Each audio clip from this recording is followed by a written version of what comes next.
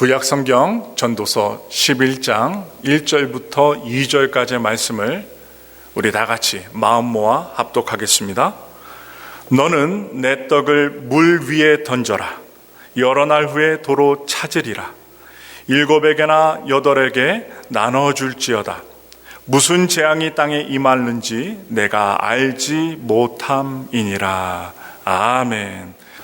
오늘 저는 함께 봉독한 구약성경 전도서 11장 1절부터 2절의 말씀을 통하여 가장 확실한 투자라는 제목으로 여러분과 말씀을 나누겠습니다. 제가 소개하고자 하는 한 분이 계셔요. 훌륭한 신부님이에요. 이 남수단 톤지의 안타까운 현실을 보고 성당보다도 학교를 먼저 지어야 되겠다 생각했던 고 이태석 신부님이 계십니다. 벌써 이분이 이 세상을 떠난 지 12년이나 지났어요. 비록 신부님이시지만 예수님의 가르침을 이 남수단, 이 톤지라는 이 마을에 가셔서 의료 봉사도 하시고 아이들에게 악기도 가르쳐주고 음악도 가르쳐주고 수학도 가르쳐주고 영어도 가르쳐주고 그러면서 아이들에게 교육을 하셨던 분입니다. 그를 따라 아픈 사람을 살리고 치료의 길을 걷고 있는 학생들이 많이 확인이 됐어요. 12년 동안 뒤를 지나온 다음에 확인해 봤더니 이렇게 늘어난 거예요. 우리나라에서 영화가 나왔습니다. 울지마 톤즈 1, 2가 나왔고 2020년도에는 부활이라는 제목으로 이분을 통해서 역사가 일어났던 그 부분들을 다큐멘터리를 찍어서 부활이라는 영화로 우리들에게 보여주었습니다. 많은 사람들에게 큰 감동과 은혜를 주었어요. 이태석 재단에 따르면 이 재단 측이 남수단 현지를 방문해서 수소문한 끝에 이태석 신부님이 세운 톤즈 돈보스코 학교라고 합니다. 돈보스코 학교를 나와서 의사가 된 사람이 2명이나 됩니다. 지금 사진에 나오죠? 이 2명이나 되고 현재 의대에 재학 중인 학생이 45명이나 된다고 합니다. 45명. 얼마나 많아요. 이 작은 마을에서 45명이나 되는 학생들이 지금 의사가 되려고 의대를 다니고 있다는 거예요. 이들은 모두 이태석 신부님 밑에서 수업을 받고 그가 아픈 사람들에게 헌신적으로 봉사하는 그 모습을 보고 아이들이 변한 것입니다. 변했어요. 그래서 아프리카의 작은 시골 마을에서 한 선생님이 40여 명의 의사를 만들어내는 것은 아주 큰 투자이고 큰 의미가 있다라고 보아서 제가 예화를 든 거예요. 남수단이 경제적으로 어려운 국가입니다. 어려워요. 먹고 살기도 어려운 국가입니다. 그런데 의학의 특성상 의대 입학부터 공부하는 것, 의사가 되기까지 상당히 공부하기도 어렵지만 비용도 많이 듭니다. 거쳐야 하는 일들이 많아요. 이 돈보스코 학교의 많은 의대생 배출은 학생들이 이태석 신부님의 삶을 곁에서 지켜보면서 학업과 삶에 대한 동기부여가 됐기 때문입니다. 바로 이태석 신부님의 모습을 통하여 사람의 모습이 아니라 예수님의 모습이, 헌신의 모습이 드러났기 때문에 본받은 것입니다. 이분 이태석 신부님은 이 인제대 의대를 나왔습니다. 바로 이 신부님은 톤주에서 헌신적인 의료 활동을 펼친 것으로 아주 유명한데요. 감당하기 힘든 어려운 부분들을 다 감당하면서 환자들이 엄청나게 밀려와도 돈을 받지 않으니까요. 그러니까 엄청나게 밀려와도 미소를 잃지 않고 진료를 계속 진행했고 생명을 구했습니다. 특별히 예전에는 문둥병이라고 했고 요즘에는 한센병이라고 명칭을 바꿔서 부르는데 한센병 환자들이 항상 이 발바닥에 살점이 떨어져 나가는 모습을 보고 안타깝게 여기셔서 이 뜯어져 나가는 걸 보고 직접 환자들의 발을 딱 들어서 그림을 그렸대요. 발 모양의 그림을 그린 뒤에 맞춤형 신발들을 한국에다 부탁해서 구해준 일도 유명하다고 합니다. 이런 모습을 보고 자란 제자들은 자연스럽게 그냥 마음속에 나도 저런 의사가 돼야 되겠다.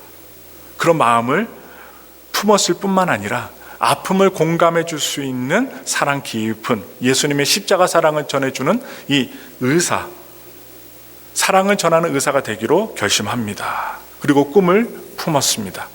이런 신앙과 교육적인 투자는 처음 어디에서 시작됐냐? 작은 병원 앞마당에서 시작되었다고 합니다. 교육이 앞마당에서 시작됐어요. 아이들을 모으고 간이 칠판을 갖고 와서 햇빛이 내리쬐는 곳에서 우산을 들고 천막을 치고 그늘을 주면서 교육을 시작했어요. 그렇지만 작게 미약하게 시작했지만 교육에 대한 엄청난 열정이 상당해서 이 돈보스코 학교는 멀리서도 아이들이 찾아올 정도로 3시간, 4시간, 5시간 거리에서도 아이들이 아침 일찍 새벽에 일어나서 찾아올 정도로 수준 높은 교육이 이루어지게 되었습니다. 그 덕분에 불안한 주변 상황에도 많은 제자가 흔들리지 않고 남들에게 봉사할 수 있는 성인으로 이렇게 사진의 모습처럼 클 수 있게 된 것입니다. 요만했던 아이들이 저 사진의 모습처럼 큰 성인의 모습으로 성장한 거예요. 12년 동안. 얼마나 감사한 일이에요. 얼마나 감사한 투자예요. 주식하지 않았습니다. 그리고 사업을 하지 않았어요.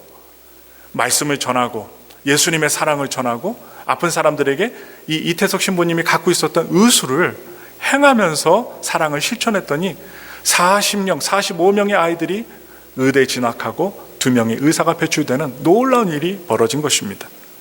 인생을 낭비하고 싶은 사람 없습니다. 소비하고 싶은 사람 없습니다. 경제 귀재 피터 드러커 이 교수 역시 이런 말을 했어요. 시간을 자원으로 보기 때문에 시간이 낭비되는 요인을 제거하라고 피터 드러커 경제학자는 이야기했습니다. 시대가 불확실하기 때문에 사람들은 전망이 좋은, 투자하기 좋은 확실한 곳에 자신의 삶을 투자하라고 요즘에 유튜브에서 얼마나 많은 사람들이 투자하라고 권면하는지 모릅니다. 기업마다 가정마다 무한 경쟁 시대에 우리가 도입되는데 단순히 살아남는 게 하나의 목표가 되어버렸습니다. 기업도 가정도 이 어려운 시대에 살아남아야 한다는 명제 속에 다들 열심히 경쟁하며 살아갑니다. 나의 삶을 어떻게 아름답게 경영할 수 있을까? 모두가 부자가 될까? 이러한 주제는 불확실한 시대를 사는 우리가 풀어야 할 과제가 되어버리고 말았습니다. 우리에게 오늘 가장 확실한 투자가 무엇인지 오늘 전도서 11장 이 말씀 속에서 전도자가 우리에게 무엇을 말씀하는지 잠시 잠깐 동안 우리 말씀을 살펴보며 은혜를 나누고자 합니다. 우리 다 같이 전도서 11장 1절부터 2절의 말씀을 다 같이 읽겠습니다. 너는 내 떡을 물 위에 던져라. 여러 날 후에 도로 찾으리라. 7에게나 8에게 나눠줄지어다. 무슨 재앙이 땅에 임할는지 내가 알지 못함이니라. 아멘. 지금 뭐라고 말하고 있어요? 우리의 인생에 어떤 재앙이 임하게 될지 우리는 알지 못한다는 거예요. 미래에 무슨 일이 일어날지 너는 알지 못한다.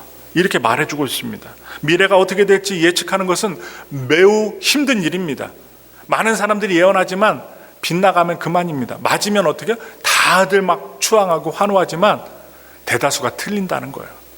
그래서 세상 경영자들의 충고는 보다 확실한 것을 바라봅니다. 또한 바라보게 하려고 합니다. 재앙에 대비하기 위해 미래를 분석하고 예측하며 가장 확실한 것에 투자하라고 그들은 말합니다. 그러나 오늘 전도서 11장에서 전도자의 제안은 다릅니다. 미래가 어떻게 될지 알지 못한다는 사실을 전제로 하고 인생을 경영하라고, 인생을 살아가라고 우리들에게, 여러분들에게 말하고 있습니다. 그리고 이해가 되지 않은 부분이 있어요. 너의 떡을, 내 떡을 물 위에 던져라 라고 합니다. 내가 먹고 있는 떡, 또한 내가 먹어야 할 음식인데 생명과 같은 그 음식을 물 위에 던지라고 명령합니다. 내가 먹을 빵을 다른 사람에게 나눠주라는 거예요. 이런 말씀을 드리면 무슨 생각이 많이 떠올라요? 나도 먹고 살기 힘든데 무엇을 주라는 말입니까? 이런 질문들을 하나님께 반문할 수 있어요. 그런데 오늘 하나님께서는 전도자를 통하여 너의 생명과 같은 음식을 나눠주라고 합니다. 빵을 물 위에 던지는 것, 빵을 다른 사람에게 나눠주는 것, 여러분 있던 것을 남들에게 주는 것은 세상의 경영에서 볼 때, 학교에서 배우는 이 수칙으로 볼 때도 분명히 무엇이냐? 손해입니다. 마이너스예요, 마이너스. 그러나 인생을 오래 살아보았던, 그리고 교훈을 받아보았던, 어려움과 좋은 것을 많이 경험했던 이 전도자는 그것을 손해로 보지 않았습니다. 해보라는 거예요. 전해보라는 거예요. 나눠줘 보라는 거예요. 그는 내가 던진 빵을 무엇이라고 하느냐? 여러 날 후에 도로 찾을 것이라고 분명하게 권면하고 있습니다. 아니, 물 위에다가 음식물을 던져서 7명, 8명에게 나눠주었는데 여러 날 후에 내가 좀 잊고 있을 때에 도로 찾게 될 것이라고 우리에게 말해주고 있어요. 말씀 보겠습니다. 예수님은요, 가이사랴 빌립보에서 이렇게 말씀하셨습니다. 마가복음 8장 34절부터 37절의 말씀을 다 같이 믿음으로 읽겠습니다. 우리와 제자들을 불러 이르시되 누구든지 나를 따라오려거든 자기를 부인하고 자기 십자가를 지고 나를 따를 것이니라. 누구든지 자기 목숨을 구원하고자 하면 잃을 것이요 누구든지 나와 복음을 위하여 자기 목숨을 잃으면 구원하리라. 사람이 만일 온 천하를 얻고도 자기 목숨을 잃으면 무엇이 유익하리요? 사람이 무엇을 주고 자기 목숨과 바꾸겠느냐? 지금 예수님이 사람들에게, 제자들에게 제시한 인생 경영의 원칙이 있습니다. 그것은 자기 자신을 부인하고 자기 십자가를 지고 나를 따르라. 바로 예수님을 따르라고 합니다. 하나님을 따르래요. 그리고 나와 복음을 위하여, 예수님을 위하여 온 천하보다 귀한 자기 목숨을 잃으라. 이렇게 이야기하고 있습니다. 그러나 예수님은 그러한 자들에게 구원과 영원한 생명이 있음을 후에 말씀하십니다. 잃어버린 것 같은데 예수님을 위하여, 하나님의 영광을 위하여 자기의 목숨을 헌신했는데, 잃어버렸는데 영원한 생명을 얻게 될 것이라는 역설적인 말씀을 우리들에게 하고 계십니다. 예수님은 십자가를 지시기 전에 제자들에게 이런 말씀을 남기셨습니다. 요한복음 12장 24절부터 25절의 말씀을 다 같이 읽겠습니다. 내가 진실로 진실로 너에게 이르노니 한 알의 밀이 땅에 떨어져 죽지 아니하면 한 알 그대로 있고 죽으면 많은 열매를 맺느니라. 자기의 생명을 사랑하는 자는 잃어버릴 것이요 이 세상에서 자기의 생명을 미워하는 자는 영생하도록 보전하리라. 아멘. 예수님께서는 같은 원리를 말씀하신 것입니다. 세상 경영자들은 많은 열매를 맺을 것이라는 이 생산성, 많은 열매를 맺는 그 생산성에 관심을 기울입니다. 그러나 예수님은 그러기 위해서는, 생산하기 위해서는 우리가 한 알의 밀알처럼 땅에 떨어져서 썩어야 된다, 죽어야 한다라고 말씀하고 있습니다. 참으로 놀라운 말씀입니다. 가정에서, 아니면 우리가 사는 공동체에서 우리 자신을 죽이고 겸손하면, 주님을 따라가면, 내 의지대로 살지 않고 주님의 말씀대로 살아가면 아름다운 일들이 일어납니다.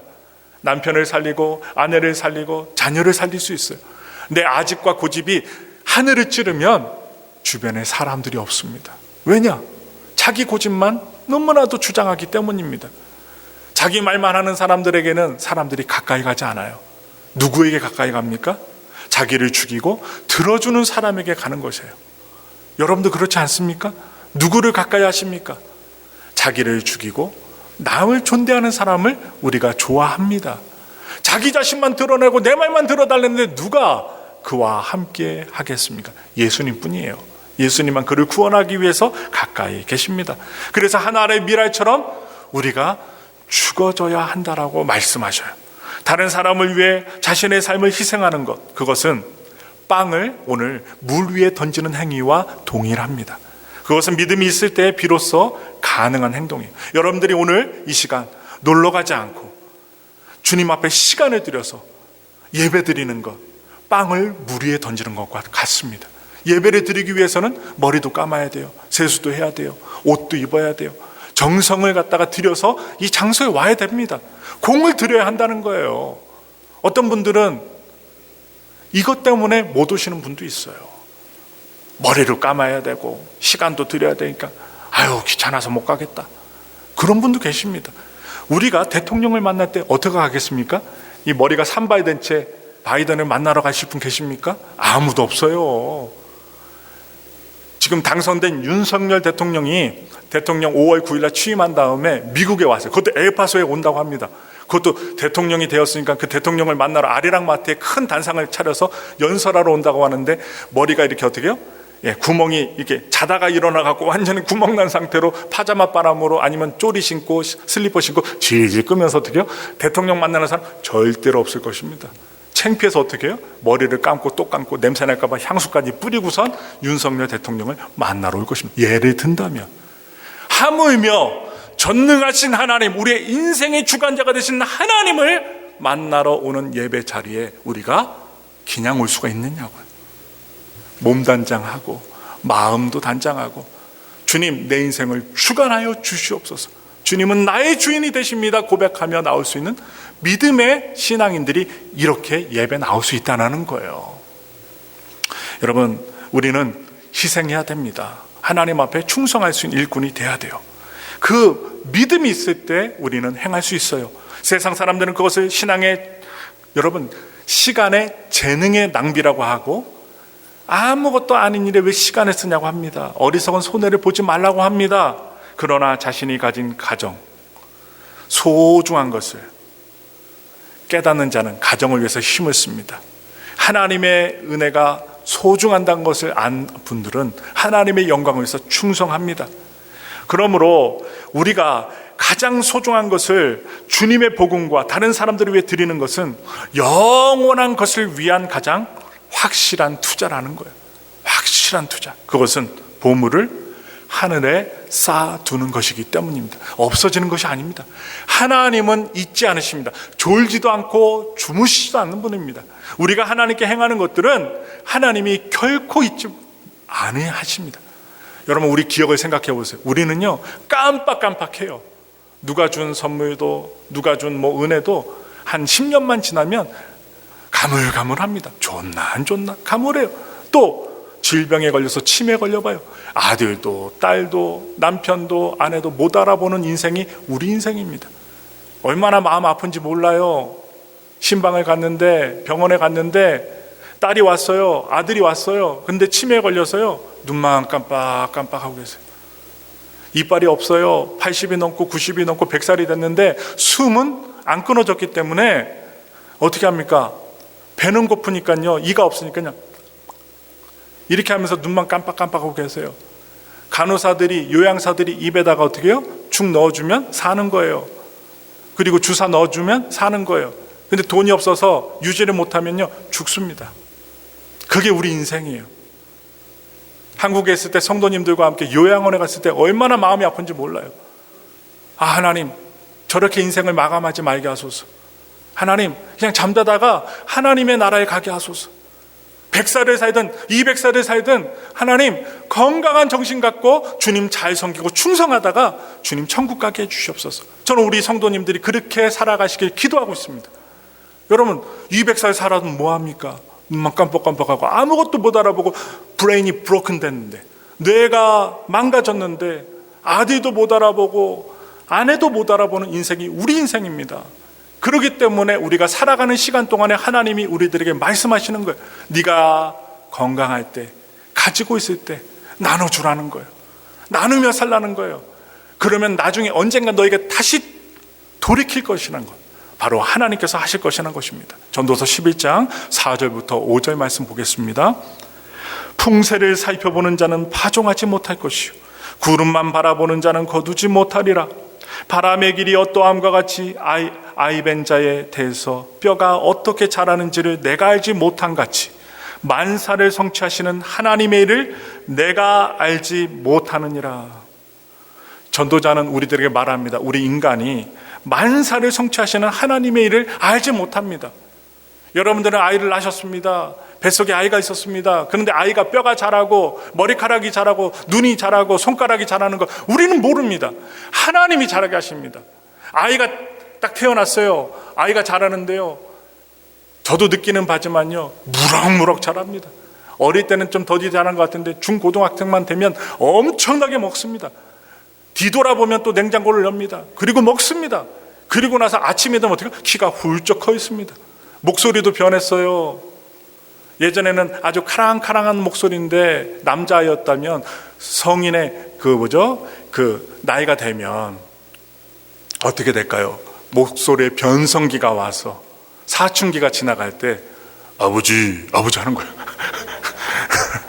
웃으시는 분들은 경험하신 분들이에요. 우리 딸들은 더 성숙해집니다. 여성으로서 더 성숙해지고, 아들은 남성으로서 수염이 나고 목소리가 바뀌면서 어떤 엄마들은 깜짝깜짝 놀랜대요. 예, 우리 아들이 이렇게 컸나. 어쨌든 징그럽대요. 왜? 아버지 하니까요. 근데 그게 정상이에요. 하나님이 만드신 바입니다.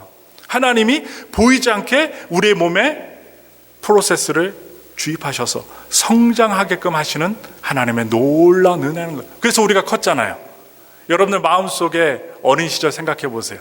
뛰어다니고 담방과하고 뭐 여러 가지 놀이할 때 얼마나 몰입했는지, 시간 가는 줄 몰라갖고 엄마가 해가 뉘엄뉘엄 저물어 갈 때 엄마 목소리가 나오잖아요. 어머니 목소리. 개똥아 어딨냐? 그럼 어떻게 해요? 혼날까 마냥 집으로 막 열심히 가다가 또 넘어져갖고 그냥 무릎하기 까져갖고 엄마한테 된통통 혼나게 되는 그 모습들 한번 기억해 보세요. 살짝 미소가 올라올 겁니다. 나도 그렇게 어릴 적 개구장이었었는데. 여러분, 우리는 불확실한 세상에서 사람들은 확실한 것에 주목합니다. 집중합니다. 그리고 풍세를 살핍니다. 우리나라의 풍수지리 아시죠? 자연경관, 어디 좋은 데다가 집 짓고 사는 것, 바로 풍수지리가 발달한 것도 이와 마찬가지입니다. 철저히 손익계산서를 작성하고 계산합니다. 나에게 유익이 되는 쪽으로 갑니다. 손해라고 여겨지는 것을 삶의 우선순위에서 제거해버려요. 없애버립니다. 요즘에요, 옛날에 우리가 대학 다닐 때 CCC 아니면 선교단체에서 수많은 학생들이 헌신하고 봉사하고 그리고 비전을 가졌는데, 요즘에는요, 먹고 살기 위해서, 좋은 직장 가기 위해서, 자격증 따기 위해서, 아니면 나라의 그 직업을 얻기 위해서 테스트를 통과하기 위해서 공무원 시험을 준비하느라고 봉사하지 않는답니다. 헌신하지 않는답니다. 선교도 안 간답니다. 예전과 같지 않다라고 말들이 들려와요. 사람들은 뭐라고 얘기합니까? 세상살이 좋아지면 하겠다. 형편이 나아지면 하나님께 봉사할게요. 예배 드릴게요. 이렇게 얘기합니다. 예전 같지 않아요. 그러나 풍세를 살펴보는 자는 결국 믿음의 씨앗을 심지 못하는 사람입니다.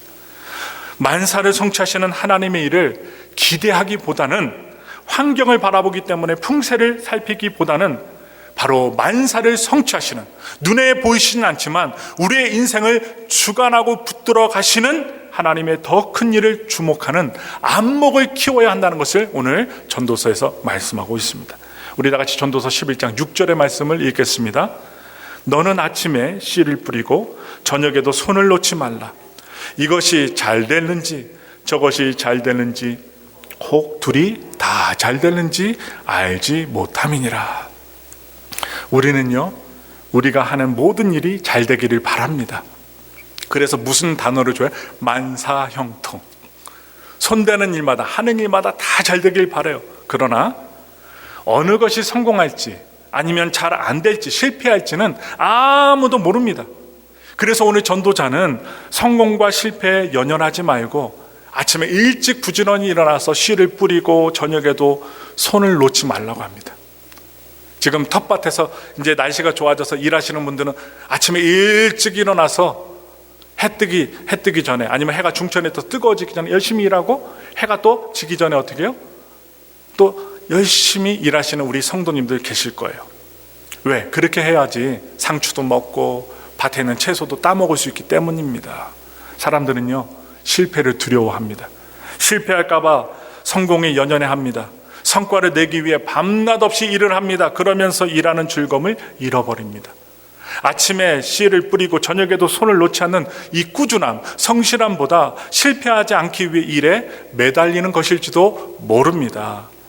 그러므로 현대사회에서 직장에서 보내는 시간이 많기 때문에 사람들은요, 자기 직장과 또한 직업, 그것을 또한 자기의 정체성과 함께 동일시합니다. 자기 직업과 자기의 정체성을 똑같이 여긴다는 사실입니다. 그래서 직업에서의 도태는, 또한 실패는 인생 실패를 의미하는 것과 마찬가지로 되었어요. 내 직업에서 실패하면 내 인생은 실패했다라고, 인생 실패라고 여기는 시대가 되었다는 거예요. 그러나 우리는 하는 일이 잘 될 수도 있고 잘 되지 않을 수도 있습니다. 이 전도서의 관점으로 우리 인생을 보면 바로 우리의 삶은 하나님의 선물이지 성취가 아니라는 사실입니다. 그래서 전도자는 일이 잘 되든 안 되든 우리가 하는 일 자체가 우리가 누려야 될 선물이라고 누누이 말하고 있어요. 아주 계속 말하고 있습니다. 우리에게 주어진 삶을 따분하게 여기지 말고 아침 일찍 일어나 손을 거두지 말고 일하면서 누리라는 거예요. 우리 전도서 11장 7절부터 8절의 말씀 읽겠습니다. 빛은 실로 아름다운 것이라 눈으로 해를 보는 것이 즐거운 일이로다. 사람이 여러 해를 살면 항상 즐거워할지로다. 그러나 캄캄한 날들이 많으리니 그 날들을 생각할지로다. 다가올 일은 다 헛되도다. 아멘. 우리가 아침에 일어나서 기지개를 펴고 햇살을 보는 것은 오늘 전도서에서 말할 때 즐거운 일이라고 봅니다. 또 다른 하루를 선물로 받은 거예요. 여러분들 가운데 이렇게 이야기하시는 분 계세요? 아이고 일어났는데 감사합니다. 아유 상쾌하다가 아니라 또 하루가 시작됐네. 아유 어떡해요? 죽겠네 이런 분들 계세요? 오늘 우리가 아침에 눈을 뜨고 기지개를 펴고 햇살을 바라볼 수 있는 것 아름다운 일이라는 거예요. 생명을 주셨다는 거예요. 선물로 하루를 주신 것에 우리가 감사하며 살기 원합니다. 그래서 전도자는 여러 해를 살면서 항상 즐거워하라고 합니다. 그러나 우리 인생에는 캄캄한 날도 많이 있을 것임을 생각하라고 전도자는 권하고 있습니다. 사람들은 캄캄한 날들을 피하고 싶어서 생각합니다. 근심합니다. 그리고 열심히 살아보려고 발버둥 칩니다. 그 근심 속에서 하나님의 나라는 축소가 됩니다. 주님과 복음을 위한 영광스러운 삶보다는 단지 직장에서 성공하고 아이들 잘 키우고 내 가정을 잘 경영하는 데만 몰입합니다. 집중해요. 내 빵을 물 위에 던지고 다른 사람들에게 나누어 주는 것, 오늘 전도서에서 말하고 있는 것은 손해보는 것으로만 여깁니다. 풍세와 상황 분석과 상관없이 어떤 일을 추진한다는 것은 무모한 일로 여깁니다. 하나님의 하실 일을 꿈꾸고 그 일에 헌신하기보다는 내 상식선에서 가능한 일만 하려고 합니다. 그러므로 일하는 즐거움보다는 근심하며 이 실패, 사람들이 손가락질하는 실패를 피하기 위해서 일에 매이는 삶을 살게 됩니다. 이 땅에서 나의 왕국을 위해 열심히 살아가는 것, 투자하는 것 중요한 일입니다. 그러나 우리는 더 큰 왕국을 위해 창조가 되었고 부르심을 받은 사람들입니다. 더 큰 왕국을 위해 부르심을 받았어요. 우리는 자기 왕국에서 사람들이 중요하게 생각하는 두 가지에 대해서 생각해 볼 수 있습니다. 먼저 첫째로 땅의 메인 보물입니다.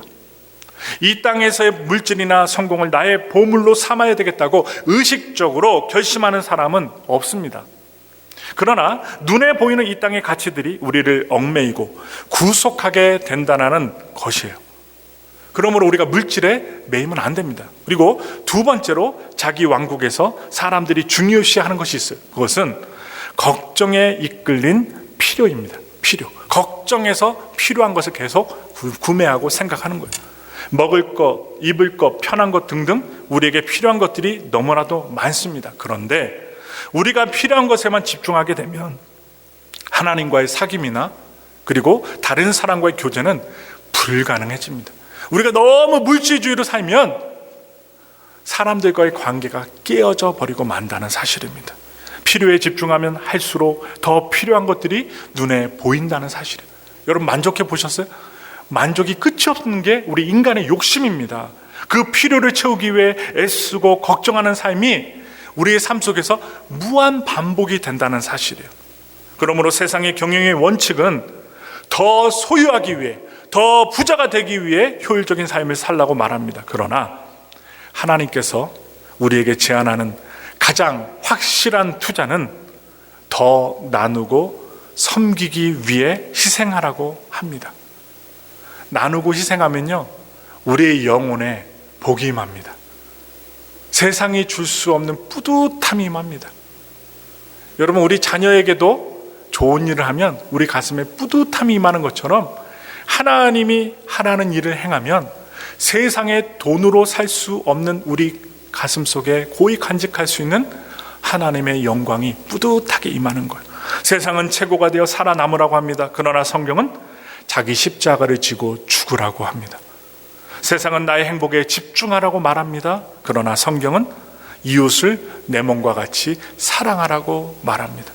우리가 하나님 나라의 비전에 사로잡히지 않는다면 우리는 바벨론과 같은 세상의 가치에 몰입되고 붙잡힐 수밖에 없다는 사실. 그렇게 붙잡히게 되면 어떻게 될까요? 이러한 세상을 추구하는 모습을 보여주었던 성경의 장소가 있어요. 소돔과 고모라입니다. 이 소돔과 고모라의 멸망의 원인을 에스겔서에서 정확하게 분석하여 말씀해주고 있습니다. 우리 다 같이 에스겔서 16장 49절부터 50절의 말씀을 큰 소리로 읽겠습니다. 내 아우 소돔의 죄악은 이러하니 그와 그의 딸들에게 교만함과 음식물의 풍족함과 태평함이 있음이며 또 그가 가난하고 궁핍한 자를 도와주지 아니하며 거만하여 가증한 일을 내 앞에서 행하였음이라.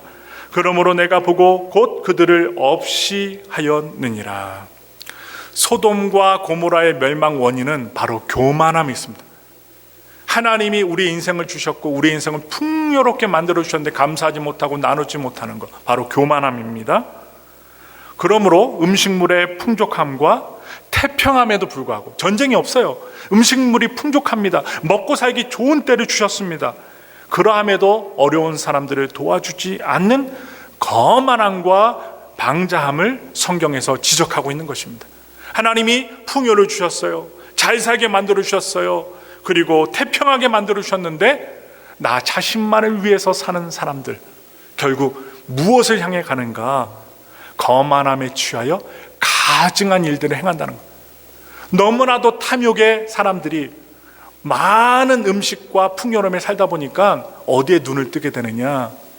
성에 눈을 뜨게 되고 마약에 눈을 뜨게 되고, 그리고 하나님이 하지 말라는 그런 탐욕에만 집중하게 된다는 사실이에요. 어느 때? 풍요로울 때, 태평할 때, 교만할 때 이러한 일들이 일어납니다. 결국 망하는 길입니다.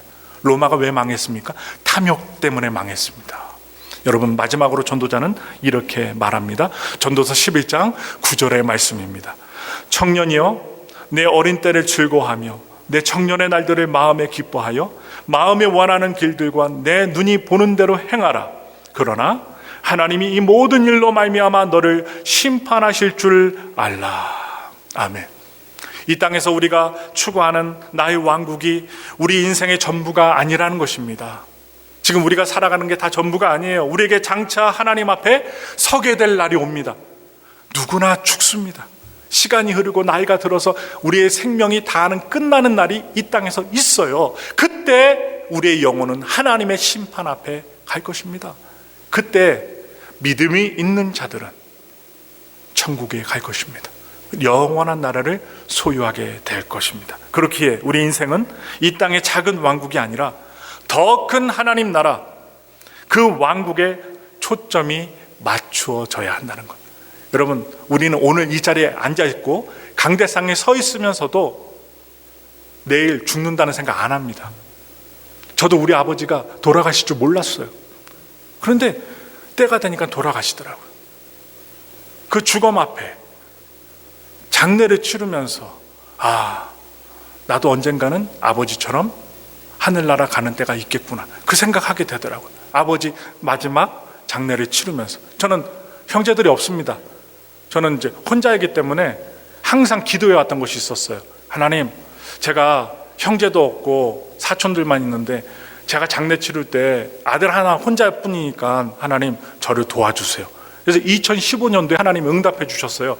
2015년도에 아버님이 돌아가셨는데 제가 한국에 있을 때 한 교구를 맡고 있었어요. 영등포와 신길동에 있는 교구를 맡고 있었는데 좀 교세가 좀 많습니다. 근데 거기에 있던 우리 지역장, 구역장, 권사님들이 함께, 안수 집사님, 장로님이 함께 도와주셔서 아주 많은 분들과 함께 찾아오는 손님들과 인사하고 아버지 천국 가시는 그 길을 아름답게 장례로 마무리해드렸어요. 하나님께 기도했더니 들어주시더라고요. 하나님, 저 혼자 있으면 되게 쓸쓸하고 외로울 텐데 도와주세요 했더니 지역장, 구역장에 한 50명, 60명 분들이 함께 음식을 나눠주시고 인사해 주시고 안수 집사님들, 집사님들 다 찾아와 주셔서 몇백 명이 함께 장례를 치렀던 아름다운 기억이 있습니다. 여러분, 우리 인생은요 영원합니다. 그러나 몸이 죽는 날이 옵니다. 근데 우리가 지금 예배를 드리면서도 내일 죽는다는 생각 안 합니다. 그러니 어떻게 합니까? 탐욕을 향하여 하나님의 뜻을 거스리고 살 때가 많다는 사실이에요. 그러므로 우리는 잊지 말아야 됩니다. 하나님이 우리의 영혼을 부르는 날이 온다는 사실, 그 사실을 알게 되면 겸손합니다. 물 위에 내 생명과 같은 음식을 던질 수 있고 나눠줄 수 있는 믿음의 마음, 행동, 행위를 할 수 있다는 거예요. 우리 마지막으로 말씀 한 구절 찾아보고 말씀을 마치겠습니다. 마태복음 6장 33절의 말씀입니다. 그런즉 너희는 먼저 그의 나라와 그의 일을 구하라. 그리하면 이 모든 것을 너희에게 더하시리라. 아멘. 이 땅에서의 작은 영광이 아니라 하나님 나라의 더 큰 영광을 추구할 수 있고 초점을 맞출 수 있는 여러분과 제가 되기를 바랍니다. 그리하여 물질 만능주의 세상인 이 바벨론과 같은 세상에서도 묵묵히 기쁨으로 하나님의 나라의 가치에 투자하는, 가장 좋은 것에 투자하는, 확실한 투자를 하는 믿음이 있는 귀한 성도님들이 되시기를 예수님의 이름으로 축원합니다.